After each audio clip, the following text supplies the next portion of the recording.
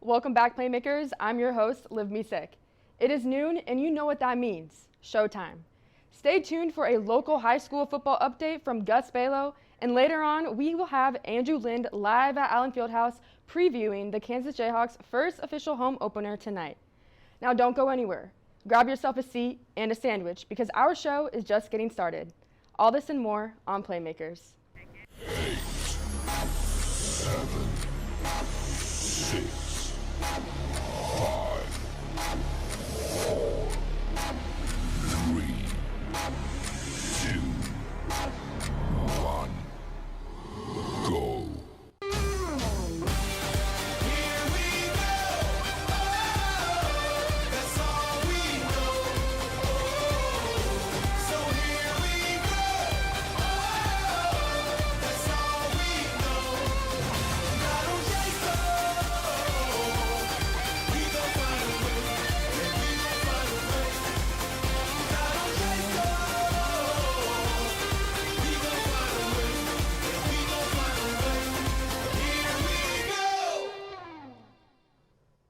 What's up, Playmakers? I'm Claire Decatur, and I'm joined today by Blake Sevenbergen. It's great to be back. We've had quite the week in the sports world with the return of college basketball and Thursday night football last night. Oh yeah, I'm ecstatic for basketball season this year, and we already have some great matchups to start this season off. Right you are. In the Champions Classic, Duke beat Kentucky 79-71 inside of Madison Square Garden, where our own Andrew Lind was in attendance. Trevor Keels and Paulo Benchuro led the way for the Blue Devils, scoring 25 and 22 points each. Wendell Moore also racked in 12 points at the night. Yes, I love that college ball is back, and it's so great to see. And so was the Thursday night football game last night between the Dolphins and the Ravens, where the Dolphins pulled off the upset, winning 22-10. The Dolphins' defense looked incredible last night, and Tua played a good game off the bench. The Fins moved up 3-7 on the season, and the Ravens fell 6-3. But hey, there was some great talent on the field that night. Yeah, and you know, all of these players from last night shined in the high school stage way before their time in the NFL, and we happen to have some incredible talent right around us here in Lawrence. Right you are. Both high schools in Lawrence are still in the state playoffs in Kansas. Our very own Gus Balo has more on the status of these two teams. Thanks, guys. The high school football playoffs in Kansas are heating up, with the Acacia playoffs now in the sectional round of the tournament. And in Lawrence, both teams have in fact thrived and will look to potentially make some history this weekend. Both Lawrence High and Free State High have advanced to the sectional round of the playoffs, with both teams set to head on the road on Friday night. After knocking off Junction City back on November 5th, the Lions of Lawrence High will take on the number 2 seeded Manhattan. With playoffs like Shane Wilkerson and Truman Julesgar controlling the pace of the game, the Lions took down Junction City 38-21 behind a complete team effort from the offense and defense. What was more impressive was that game was the game was on the road as well. So this will be the second week in a row that Lawrence High will be traveling far for a playoff game. For the Firebirds of Free State, they will also play their second road game in a row after taking down Topeka, Washburn Rural last week by a dominating score of 42-10. Led by senior quarterback Jet Deneen, Free State won their first 2 playoff games in blowout fashion, but now faces their toughest test of the season as they take on the number 1 seed Derby this week. Not only is Derby the number 1 seed, they are the defending 6A state champions and have so far won their first 2 playoff games with little trouble. If both Lawrence and Free State can pull off wins on the road Friday night, they will then face off each other again for the second time this season in the sub-state round, with the winner going to the state championship. It would be the City Showdown 2.0 as these teams played each other back in October 22nd. Lawrence High beat Free State 27-19, but a potential rematch may bring a different result with how evenly matched these teams are. For now, however, both the Lions and the Firebirds have to win their sectional games Friday night before a thought of a rematch would come across. Well, that'll do it for this week's high school football roundup. After the break, Blake and Claire will have the weekly KU Sports Rundown. No one takes drugs expecting to become addicted. You should know that addiction can happen to anyone because it's a disease of the brain. That also means recovery is possible. Addiction doesn't have to be permanent, and the state of Kansas is ready to assist you in every step of the way. Visit findtreatment.gov or call the Kansas Substance Abuse Referral Line at 866-645-8216. It's time to get hyped for what is to come in the spring as well. Outside of storming Mass for basketball, baseball season is something to be excited for as well. Baseball season kicks off their season against Illinois on February 18th at Whataburger Field in Texas, and the team's first home game is against Missouri State on March 2nd. Yeah, I cannot wait for spring nights under the lights at the ballpark, But before we get to that, we have volleyball wrapping up their season as well. The Jayhawks are currently sitting at 14-11 on the season and have a bye week this week before taking on TCU at home. You know, Blake, it's becoming easier and easier these days to follow and learn about teams here at KU. Yeah, exactly right. The Kansan newspaper has everything you need to know about what's going on around campus. The Kansan also helps provide one of the best traditions inside of Allen Fieldhouse. You know, as much as I love reading the newspaper at games, I find it so much more fun tearing them up and using them as confetti.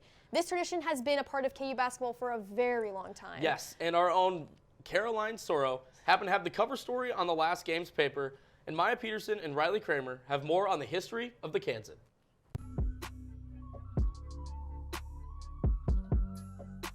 So for those that don't know the tradition, the newspaper here at KU, like, it's a very big deal. It's something that's been going on since the late 90s. So you can kind of look in the article, like, it kind of takes you through a step-by-step breakdown. But basically what students do is when they walk in the doors, they grab a paper from the UDK staff that's passing them out at all the entrances.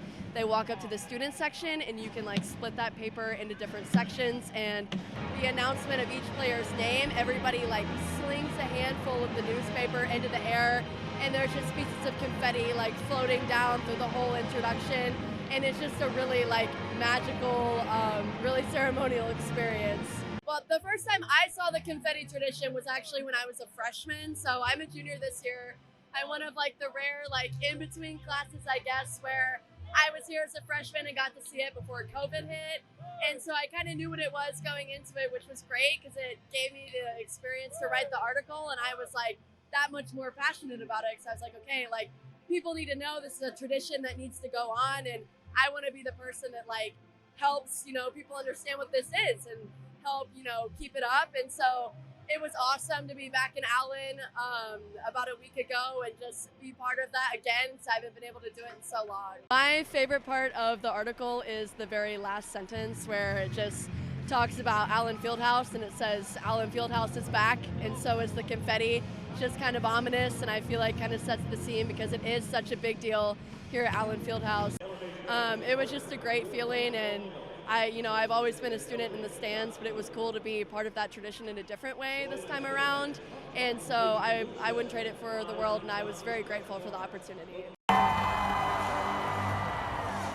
In even more basketball news, the men's basketball team rolled to a victory on Tuesday, beating Michigan State 87-74. And the women's team took the floor for the first time this year on Wednesday, beating SIU Edwardsville Cougars by a final score of 98-62. Yes, Anaya Thomas led the way for the Jayhawks with 25 points off the bench, and Julie Brasso poured in another 17 as well. The women seem to be coming together well early on in the season, and a big part of that comes from their play off the bench. Yeah, while it may have been a great start, there are always some things to improve on, and here's what Coach Brandon Schneider had to say about Wednesday's game. I thought good in spurts, obviously really disappointed with the third quarter. This time of year you're trying to develop an identity on the defensive end and some chemistry on the offensive end, and there's a lot from us to learn from. We didn't play exhibitions, we just had scrimmages, so there'll be a lot to take from this. We had good moments, but weren't near as stingy as what I'd like to see from us. The bench played a huge role for the women and also for the men on Tuesday night. It's safe to say that both teams have some incredible young talent that will play large roles this season. It goes without saying, but this winter is going to be fun inside Allen Fieldhouse. We hope both teams have success this year. I mean, now Andrew Lynn has a chance to be at KU game at New York this Tuesday. Andrew, how was your trip? Yeah, Claire, Blake, there is no bigger stage in college basketball than Madison Square Garden, and I was fortunate to be right there in the mix. In my opinion,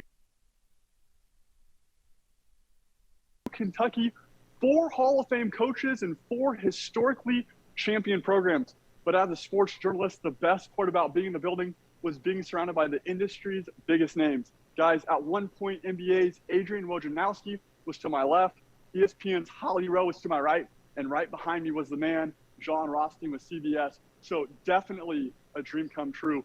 But in terms of the game itself, it was a great chance for Coach Self to evaluate his team. He said beforehand he had no idea what he was doing, just trying to put different lineups on the court and see what worked best. Obviously it worked. The Jayhawks won 87-74 against Michigan State. But here are my 3 takeaways from the game. When the lights were bright, the stage was set. the biggest star shined for KU. Ochai Agbaji, 29 points, led all scores, a career high from him in that regard. And here's what Coach Self had to say about his performance. Yeah, he was terrific tonight. He's had some big games in the past, but I don't know if he's had a bigger game on a bigger stage. But also the play of the bench was remarkable. Zach Clements, 7 points in 4 minutes. KJ Adams all over the court. Incredible hustle from him. Although he had 0 points, the defensive effort is what Bill Self really likes to see from his young freshman. And then Bobby Pettiford was great. When Remy Martin didn't produce in the first half, Bobby stepped in those shoes and did awesome. But then also when the defense collapsed on him, he was able to dish it off to open teammates. And then finally, that third key to the game was the energy. Just remarkable energy all 40 minutes of the contest. You know, the fans in MSG could really tell that KU wanted to be in that opportunity. And as you saw, they performed at the highest level. But guys, this season, there is games one after another. So a really quick turnaround time, not a lot of time to rest. So looking into this game, the one thing I have to preview is just how small this Cougar team is. As Bill Self told the media on Thursday, a lot of small guards who play fast, a lot of dribble drive actions. And so KJ Adams will be one of the best players to utilize in this game. A guy who has a big frame at 6'6", but is able to guard the perimeter, but also create a lot of mismatches on the inside. Well, I could talk KU basketball all day long, but Liv Misek has the sights and sounds from a restaurant atmosphere from last Tuesday. So we're going to go to commercial break, but when we come back, Liv will have all of the sights.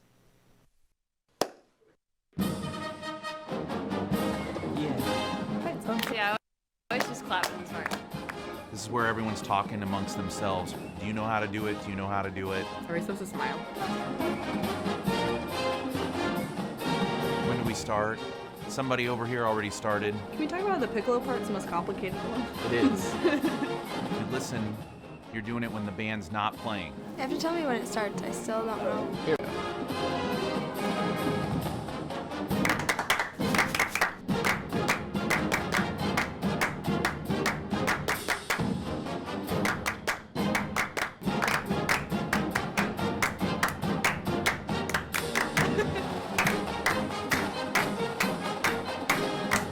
Just clapping now.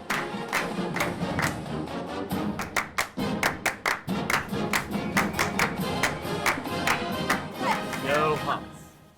Nailed it. I practiced this morning. Mine was just 2 people.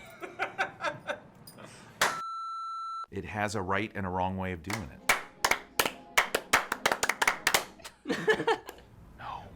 No. Wrong. I like my way better. I don't know how 1, to do 2, the 3, end. 4. It's just I don't know the Sorry. head.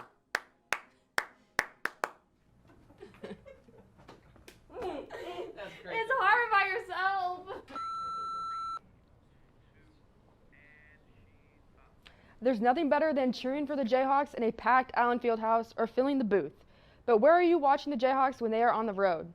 Now, I could be biased, but 23rd Street Brewery, alongside many other restaurants in the Lawrence area, are great atmospheres for KU game days. When I am not working on the show or doing schoolwork, I'm serving at 23rd Street Brewery. This past Tuesday, I worked the night shift, but since I am a journalist, I had to capture a little bit of the game day experience. Take a sneak peek at my workplace while Kansas traveled to New York to beat the Michigan State.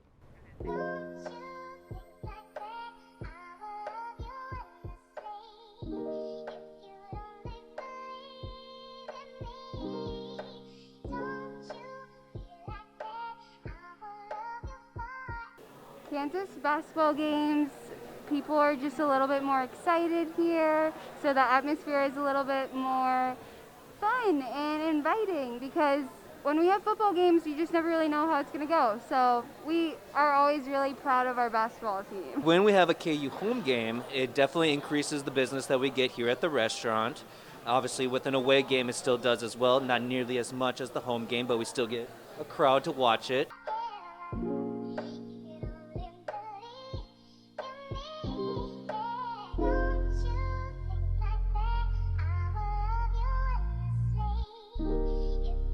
I'm excited to watch our super seniors that transferred to see how they impact our team. I think they're going to help us quite a bit.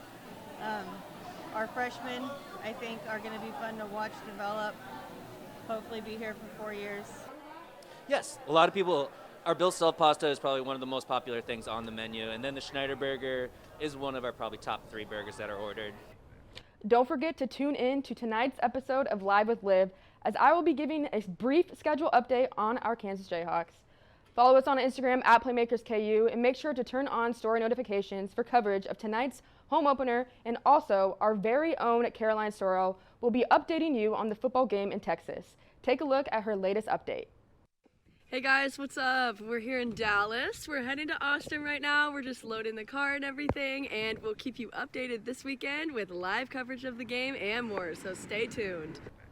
Up next, Felix had the opportunity to interview KU's Take a Side alumni and now NASCAR coordinator Emma House. Take a look.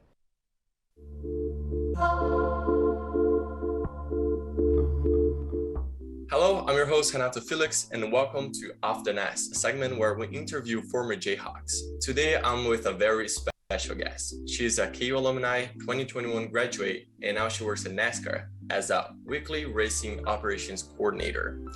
She's also a former Take a Side at Media Crossroads.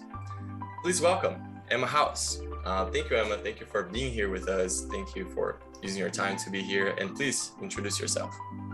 Thank you for having me. I'm so excited. So like you said before, my name's Emma. I recently graduated back in May of 2021. And I did used to be on Take a Side with Media Crossroads.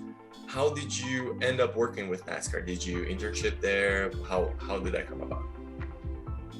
Yeah, so it kind of is full circle moment for me, I guess. So I work in the weekly racing operations department. What that means is I work with local short tracks. So I ended up working at one of these racetracks back in my hometown, all the way back in Washington. So I ended up working there for a couple of years in between classes over the summer when I went home. And my former boss at the Speedway that I was working at, he found out that I was applying for NASCAR, and he ended up calling my now boss and was like, hey, I have this girl, she's great, she used to work for us. I really think that you should let her apply. And I was able to apply. I had to go through the whole application process and everything. And I ended up going against 300 other applicants, and somehow I was the winner. You were talking about how you grew up close to a track in Washington. Was that something that you actually grew up with as a kid? Would you like go race? Did you know that you wanted to work with NASCAR before? So I come from a military family, so my family moved around a lot. Once my dad had retired, we moved out to North Carolina. My dad had already been into racing, but that's kind of like where I got my start, and he would let me watch the Sunday NASCAR races with him after church. And then I call it my aha moment, but I was able to go to Daytona International Speedway right after I graduated high school. And I remember walking down pit road right before the start of the race. Everybody's lined up, everybody's ready to go. And I had that moment where it was like, this is where I want to be. I want to do this. I want to have this experience every single weekend. So from there, I just worked really hard, got that job at the Speedway, and I got my degree, and here I am. Do you have anything else you want to add? Social media? Thank you for having me. I was super excited when you DM'd me on Instagram. You guys can go to nascar.com/roots and see all of the fun short track stuff that I do every weekend. And then also my social media is house_Emma on Instagram and at mhouse24 on Twitter. Also, Rock Chalk Jayhawk. Rock Chalk Jayhawk. Thank you guys for being here with us on the first episode of Off the Nest. We were here today with Emma House. Thank you, Emma, again for being here with us, and I see you next time.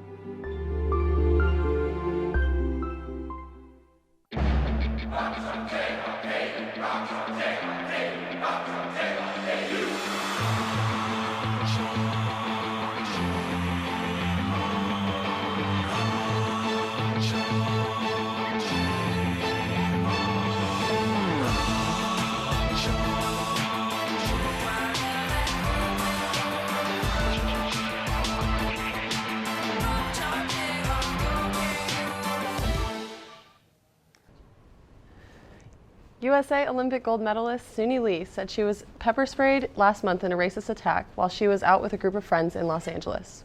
Lee explained she was outside waiting for a ride when a car with people inside yelling racial slurs drove by. One of the passengers in the car sprayed Lee with pepper spray on her arm before driving away. Lee expressed that she didn't do anything to them and she was trying to avoid any trouble, so she let it happen. Cam Newton is going to be home as he re-signed with the Carolina Panthers yesterday after being the team's first pick in 2011. Newton played with the Panthers for 8 years but was released after struggling with shoulder and foot injuries. Newton went north to join the Patriots in 2020, but after rookie Mac Jones proved his skills in preseason and talks about Newton's vaccination stance, he was released by the New England Patriots. Odell Beckham Jr., a high-profile NFL wide receiver, has agreed to a one-year contract with the Los Angeles Rams. Beckham was released by the Cleveland Browns on Tuesday and was said to be in contact with the Chiefs, Packers, Saints, Patriots, and the Seahawks. Beckham will join the already loaded offense with Matthew Stafford, Cooper Kupp, and star pass rusher Von Miller in hopes of securing a ring this year. This week in the NFL was definitely one that many didn't expect, as major upsets were a regular occurrence as this became the most unpredictable week of the season. Grant, what do you think was the biggest upset this week? There was a lot to choose from this past week, but personally, I have to go with the Jaguars over the Bills. I expected this game to be a blowout by the Bills going into the game with a 5-2 record at the top of the AFC, but that wasn't the case at all. The Bills put up a measly 6 points against the Jags team that ranks 20th in total defense. Another storyline from the game was the battle of the Josh Allens. The linebacker definitely won this one, coming away with a fumble recovery, 8 tackles, 1 sack, and an interception. Whereas the Bills' Josh Allen ended up with 264 passing yards and 2 interceptions. I'm sure the Bills will bounce back, but this was an ugly loss. Caleb, what game was the biggest surprise to you? Yeah, the biggest surprise to me was the Broncos easily handling the Cowboys. As a Broncos fan, I was trying to be optimistic heading into the week, but the matchup looked to be too much for Denver, especially with how they've played the last few weeks. The Cowboys have averaged about 454 yards of total offense before this game, but the Broncos defense came to play as they only allowed the Cowboys 290 total yards as they blanketed the receivers for the Cowboys and stonewalled Zeke Elliott and Tony Pollard, the league's best statistical backfield duo. But not only did the defense play great, Teddy Bridgewater and the offense did as well. Bridgewater threw for just under 250 yards and a touchdown to receiver Tim Patrick, but the storyline was the Denver running game. Rookie running back Javonte Williams and veteran Melvin Gordon combined for 190 yards on the day, with Gordon running in a touchdown for himself. I agree with that. The Broncos win was insane, especially after the last 5 games, finishing with a record of 1-4. The Cowboys have looked like one of the best teams this season, even beating the Vikings in Week 8 with their backup quarterback Cooper Rush. So one would assume they would beat the struggling Broncos with Dak Prescott back in the lineup, right? Well, that did not happen, and the Broncos ended up winning 30-16. Yeah, but how about that Browns and Bengals game? The Bengals were looking to get back on track in Week 9 after losing to Mike White and the Jets in Week 8. Unfortunately for the Bengals, they had another terrible performance, losing to the struggling Browns 41-16. The Bengals looked great on their first drive, getting into the red zone, but on 3rd and goal, Joe Burrow threw a pick that Denzel Ward took all the way back for a 99-yard pick six, breaking Burrow's ankles on the way to the end zone. This set the mood for the rest of the game, and the team had 4 fumbles. Burrow had 2 picks, and Jamar Chase was held to only 49 receiving yards. Nick Chubb was great. He ended the game with 2 touchdowns, 137 yards, and this monster 70-yard run to extend the Browns' lead. Yeah, the Raiders also lost to the Saquon Barkley-less Giants 23-16, and it looks like they're starting to fall apart with the recent drama with ex-head coach John Gruden and the departures of both the 2020 first-round picks, receiver Henry Ruggs and cornerback Damon Arnette. This week left football fans scratching their heads for sure, and I can't wait to see how all these teams follow up next week. Let's head over to Gabe Lehman and get some tips on how to prepare for a KU basketball game at Allen Fieldhouse. I couldn't agree more, Caleb. There were tons of crazy football upsets last week, and basketball season is now back again with a sold-out Allen Fieldhouse. Although it's normal for Allen Fieldhouse to be packed with rowdy fans, many students may not know the ins and outs of what Allen Fieldhouse has since the seating was restricted due to COVID-19 protocols last season. Well, how about we get started? When I was a freshman, I remember being told that I would have to camp out in order to get into most games. And although I quickly figured out that the only games that students would have to have trouble getting into would be either ranked games or games when we play K-State and Mizzou, other than that, I remember showing up to the student entry gate less than an hour before they opened and still getting some pretty good seats. The university also makes sure to reserve some seats for students during bigger games, so there shouldn't be any reason for you to worry as long as you show up to the gates before they open. And that gets me to my next point. There are really no bad seats in Allen Fieldhouse. It's obvious that you'd get a better experience with seats that are closer to the game, but you won't miss any of the action no matter where you sit. And like I said, when we play teams like K-State, students will be packed all the way up to the nosebleeds, so the game will be fun regardless of how close you are. And my next tip off of that will be to always have somebody in your group holding your seats. If you ever leave them during the game, somebody will likely take them if you don't hold them, and you won't get them back. Now, who could blame them though when they have an opportunity to get closer to the action in the most electric indoor stadium in the world? And don't show up to KU without your spirit wear, preferably a basketball jersey, because when you represent the crimson and blue, you're going to have to be a part of the student section like that. And although if you're that one fan that decides they want to dress up as something crazy like, I guess, a SpongeBob or maybe a banana or even wear a plunger on your head, no one will even question it, because what you really deserve is a seat right next to Big J with that kind of confidence. Something that I've also learned is to bring earplugs because it gets loud in the fog, especially if your seats are right next to the band. And even if you don't plan on sitting next to the band, there's always a chance you would, because the south section of the student section fills up much slower than the north side. So I can speak from experience when saying that my ears rang after not wearing earplugs when I had a game next to the band. And also, Allen Fieldhouse has a clear bag policy, which means that the only bags allowed in the stadium have to be clear plastic, vinyl, or PVC. And they can't exceed the sizes that were displayed as well.